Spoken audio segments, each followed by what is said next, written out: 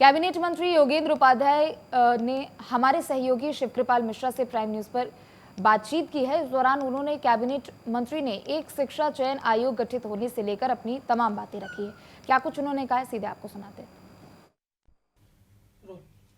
नमस्कार, मैं शिवकृपाल मिश्रा और आप देख रहे हैं प्राइम न्यूज। आज हमारे खास प्रोग्राम में योगी सरकार के कैबिनेट मंत्री योगेंद्र उपाध्याय जी हमारे साथ हैं।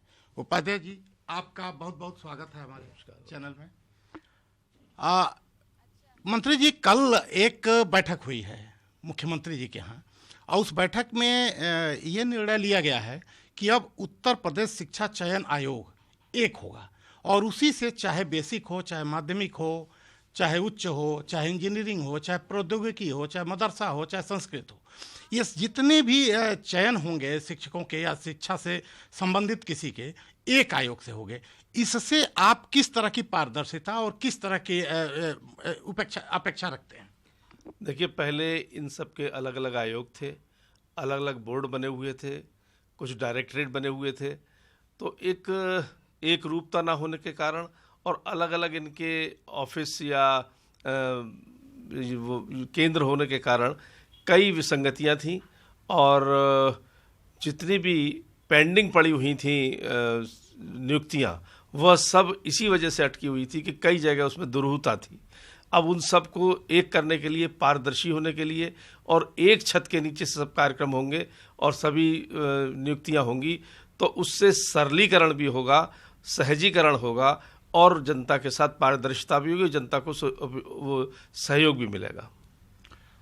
आपकी सरकार जब से आई है, योगी सरकार 2, और खासकर आप जब योगी सरकार 2 में एक उच्च शिक्षा विभाग को संभाला आपने, तो आप जब आए यहाँ तब से अभी तक अगर देखा जाए तो उच्च शिक्षा में किस तरह के क्रांतिकारी कोई परिवर्तन या कुछ ऐसे कार्य जिसको आप जनता को या खासकर युवाओं को बताना चाहते हो कि जो उनको उच्च शिक्षा में उनके लिए आप क्या लेके आए हैं?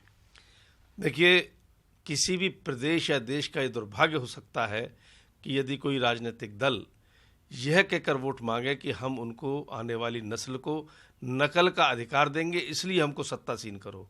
और इस प्रदेश का दुर्भाग्य ऐसा रहा और उस दुर्भाग्यशाली स्थिति में 15-20 साल ये देश चला और प्रदेश चला। उस समय योगी जी सरकार आई। योगी सरकार 1 ने इसको बड़े अहम ढंग से लिया और एक जंग लगी हुई, ढर्रे पे से उतरी हुई, शीरजा बिखरा हुआ जो शिक्षा व्यवस्था मिली, उसको एक लाइन पर लाए।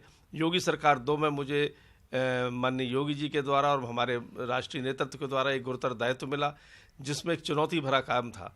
सबसे पहले तो ये कि नकल रुके, दूसरा पेपर का लीक होना रुके, जो परंपरा सी बन गई थी। एक पुराने सरकारों के समय के जो एक गैंग थे, माफिया लोग थे, वो जो उसको तोड़ा जाए और शिक्षा के स्तर को सुधारा जाए। इन दोनों में योगी जी की सरकार के ने बहुत उपलब्धियां हासिल की हैं माननीय योगी जी के नेतृत्व में। पहली बात तो इस वर्ष पेपर लीक होने की घटनाएं ना के बराबर हुई। नकल के लिए काफ़ी रोकने के लिए काफ़ी उपाय किए गए।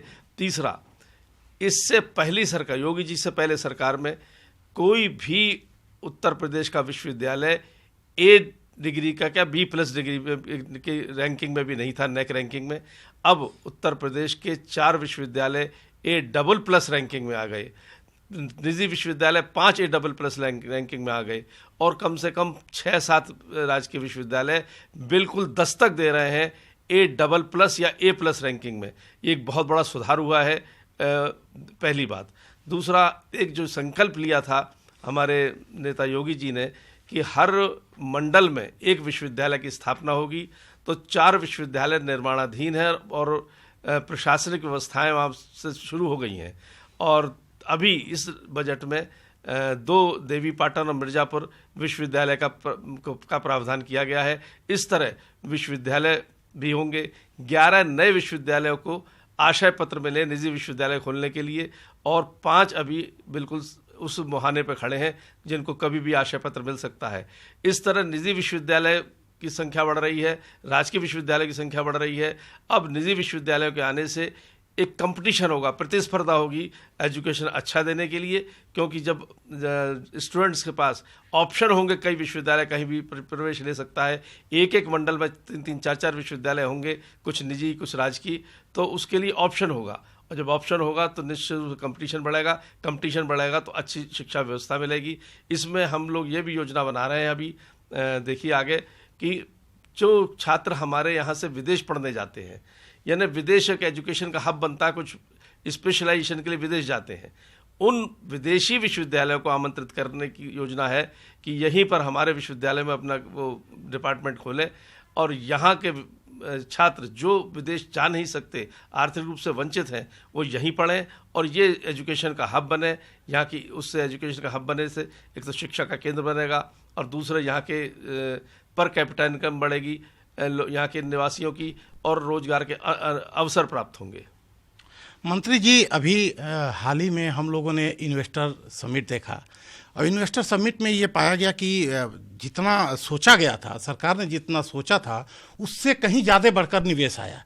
इसमें क्या अपने उच्च शिक्षा में भी कुछ इस तरह के निवेश आए, जिससे कि अपनी जो आने वाली जो नस्लें हैं या जो युवा पीढ़ी हैं, इनको फ़ायदा मिल सके, या इस सेक्टर में किस तरह के निवेश आए?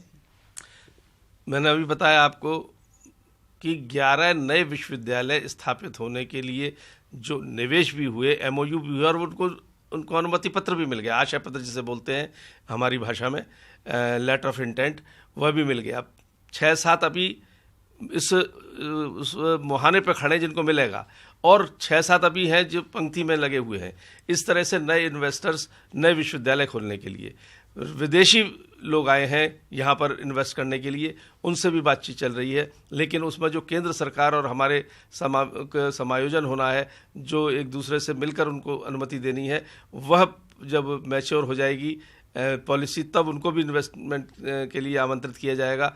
एक अच्छा इन्वेस्टमेंट देशी और विदेशी दोनों तरह का यहाँ पर आया है।